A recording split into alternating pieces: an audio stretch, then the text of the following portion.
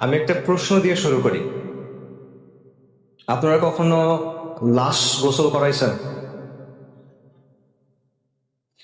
মানুষ যখন মারা যায় তখন তাকে দাফন করার আগে বেশ কিছু কাজ করতে হয়, অনেকগুলো নিয়ম আছে। তার মধ্যে একটা কাজ হলো মৃতদেহকে গোসল করানো। এবং এই গোসল করানোর কিছু নির্দিষ্ট নিয়ম আছে। যেমন মনে করেন, লাশকে বসাতে হয়, পাশ ফিরাতে হয়, তারপর লাশের পেটে চাপ দিতে হয় আস্তে আস্তে, যাতে করে তার দেহের ভেতরে যে ময়লা আবর্জনা আছে সেটা যেন বের হয়ে যায়। যে ময়লা আবর্জনা আমাদের সবার দেহের মধ্যেই আছে। এবং যারা অনেক লাশ গোসল করাইছে তাদের সাথে কথা বললে আপনি অনেক কথা শুনবেন। যেমন ধরেন, অনেক মানুষ মারা যায় পেটের অসুখ নিয়ে, অনেক মানুষ মারা যায় লিভারের সমস্যা থাকে, পাকস্থলীর সমস্যা থাকে, ক্যান্সারের সমস্যা থাকে। এরকম মানুষকে যখন গোসল করানো হয়, যখন পেটে চাপ দেওয়া হয়, তখন শুধু আবর্জনা বের হয় না, পুজ বের হয়, রক্ত বের হয়। অনেক সময় শরীরের ভেতরে যে অঙ্গ ছিল লিভার, এটা গলে বের হয়ে আসে। অনেক সময় খণ্ড বিখণ্ড হয়ে বের হয়ে আসে, অনেক দুর্গন্ধ হয় তখন।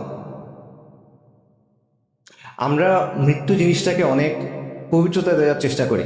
বিশেষ করে মৃত মানুষকে, আসলে মৃত্যু না, মৃত মানুষকে আমরা সম্মানিত করার চেষ্টা করি, তার উপর একটা পবিত্রতা দেওয়ার চেষ্টা করি। বিশেষ করে সেই মানুষটা যদি বিখ্যাত কোনো মানুষ হয়, নামি দামি কোনো মানুষ হয়, ক্ষমতাবান কোনো মানুষ হয়, কোনো নেতা হয়, তখন আমরা এটাকে অনেক সম্মানজনক কিছু একটা হিসেবে দেখানোর চেষ্টা করি। কিন্তু আপনি যদি ওই মানুষটাকে যখন গোসল করানো হচ্ছিল তখন দেখতেন, তখন আপনার কাছে মনে হবে না যে এই বিষয়টা সম্মানজনক। আপনার তখন করুণা হবে তার জন্য। মানুষ দুনিয়াতে নিজেকে অনেকভাবে উপস্থাপন করে। আমরা নিজেদেরকে অনেক বড় কিছু হিসেবে দেখাই, আমরা নিজেদেরকে অনেক সম্মানিত কিছু হিসেবে দেখাই, আমরা নিজেদেরকে অনেক পবিত্র কিছু হিসেবে দেখাই। আমরা আমাদের চারপাশে একটা খোলস তৈরি করি, কিন্তু মৃত্যু এই সবগুলো খোলস সরায় দেয়। আমাদের যত পোশাক আছে, যত আবরণ আছে, যত অলংকার আছে, যত সাজসজ্জা আছে, সবকিছু মৃত্যু সরায় ফেলে এবং আপনাকে দুনিয়ার সামনে একদম উন্মুক্ত করে দেয়। কিন্তু এই বিষয়টা আমরা মাথায় রাখি না। আমরা দুনিয়ার জন্য ক্রমাগত ছুটতে থাকি, দুনিয়ার জন্য ক্রমাগত ফিকির করি, দুনিয়ার জন্য ক্রমাগত কাজ করি। আমাদের সব চিন্তা দুনিয়া নিয়ে, যে দুনিয়াতে আমার জীবনটা কিভাবে আরো কমফোর্টেবল হবে, আরামদায়ক হবে, দুনিয়াতে আমার জীবনটা কিভাবে আরো সম্মানজনক হবে, দুনিয়াতে আমার জীবনটা কিভাবে আরো সচ্ছল হবে, দুনিয়াতে আমার জীবনযাপনের স্টাইলটা, মানে লাইফস্টাইলটা কিভাবে আরো উন্নত হবে, কিভাবে আমি অমুক জিনিসটা কিনবো, কিভাবে আমি অমুক জিনিসটা ব্যবহার করব, কিভাবে অমুক জায়গায় যাব। সব চিন্তা ভাবনা আমাদের এই জায়গা নিয়ে। কিন্তু যেই জিনিসটা আপনার কাছে আসতেছে, মৃত্যু, ওই মৃত্যুটা যে সম্মানজনক হবে আপনার, ওই মৃত্যুর পরে যে জীবনটা আপনার জন্য অপেক্ষা করতেছে, সেটা যে সম্মানজনক হবে কিনা, সেটা নিয়ে আমরা একেবারেই চিন্তা করি না। আমরা এটা নিয়ে একেবারেই গাফেল, উদাসীন। একজন মহান তাবেঈ ছিলেন সুফিয়ান আস-সাওরী রাহিমাহুল্লাহ, সাহাবাদের ছাত্র। ওনাকে বলা হতো আমিরুল মুমিনিন ফিল হাদিস। হাদিসের ব্যাপারে বিশাল জ্ঞান রাখতেন। ওনাকে একজন এসে প্রশ্ন করছে, ইয়া আবু আব্দুল্লাহ, ওনার কুনি আবু আব্দুল্লাহ, দুনিয়ার জন্য কিভাবে প্রস্তুতি নিব বলেন, আখিরাতের জন্য কিভাবে প্রস্তুতি নিব বলেন। সুফিয়ান সাউরি বলছেন, দুনিয়াতে যে পরিমাণ সময় থাকবা সেটা অনুযায়ী দুনিয়ার জন্য কাজ করো, আখিরাতে যে পরিমাণ সময় থাকবা সেটা অনুযায়ী আখিরাতের জন্য কাজ করো। দুনিয়াতে কতদিন থাকবেন বলেন? 80 বছর সর্বোচ্চ, 100 বছর, 120 বছর সর্বোচ্চ, নাকি? আখিরাতে কতদিন থাকবেন? 1000 বছর, 10,000 বছর, 1,00,000 বছর, চিরন্তন, চিরস্থায়ী, খালিদিনা ফিহা আবাদা। দুনিয়ার জীবন হলো ক্ষণস্থায়ী, আখিরাতের জীবন হলো চিরস্থায়ী। কিন্তু আমরা আখিরাতের জীবনটা নিয়ে চিন্তা করি না। আল্লাহ সুবহানাহু ওয়া তাআলা কোরআনে বলছেন, কুল্লু নাফসিন যায়িকাতুল মাউত, নিশ্চয়ই প্রত্যেক জীবকে মৃত্যুর স্বাদ আস্বাদন করতে হবে।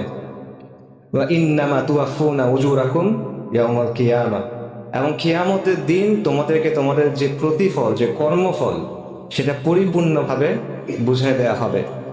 ফামান যুহজিয়া আনিন নারি ওয়া উদখিলাল জান্নাতা ফাকাদ ফাজ, যাকে আগুন থেকে রক্ষা করা হবে এবং জান্নাতে প্রবেশ করানো হবে, সে হলো সফল। ওয়ামাল হায়াতুদ দুনিয়া ইল্লা মাতাউল গুরুর, এই দুনিয়ার জীবন হলো ছলনাময় ভোগ, ছলনা, প্রতারণাময় একটা ভোগ, এটা ছাড়া আর কিছুই না। সূরা আলে ইমরানের আয়াত, এই একটা আয়াতে আল্লাহ আযজা ওয়া জাল আমাদের এই দুনিয়ার সব বাস্তবতা, সব মৌলিক প্রশ্নের উত্তর দিয়ে দিয়েছেন।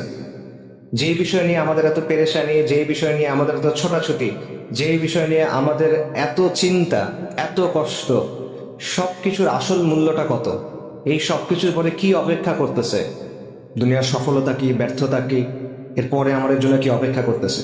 এবং এর পরের আয়াতে আল্লাহ সুবহানাহু ওয়া তাআলা বলতেছেন, লাতুবলাউন্না ফি আমওয়ালিকুম ওয়া আনফুসিকুম, নিশ্চয়ই তোমাদেরকে তোমাদের জান এবং মালের ব্যাপারে পরীক্ষা করা হবে।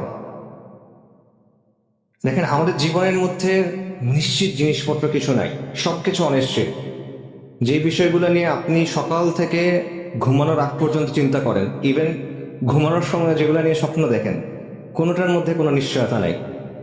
আমাদের উপার্জন, আমাদের পড়াশোনার রেজাল্ট, পরিবারে কি হবে, বাচ্চার কি হবে, সন্তানের কি হবে, স্ত্রীর কি হবে, পিতামাতার কি হবে, দুনিয়াবি যত চিন্তা আছে, যা কিছু নিয়ে আমরা চিন্তা করতেছি, কোনোটার মধ্যে কোনো নিশ্চয়তা নাই, নিশ্চিতভাবে জানার সুযোগ নাই। একটা মাত্র জিনিস নিশ্চিত, সেটা হলো মৃত্যু। কিন্তু এই মৃত্যু নিয়ে আমরা চিন্তা করি না। এই জিনিসটা আপনি কিভাবে ব্যাখ্যা করবেন?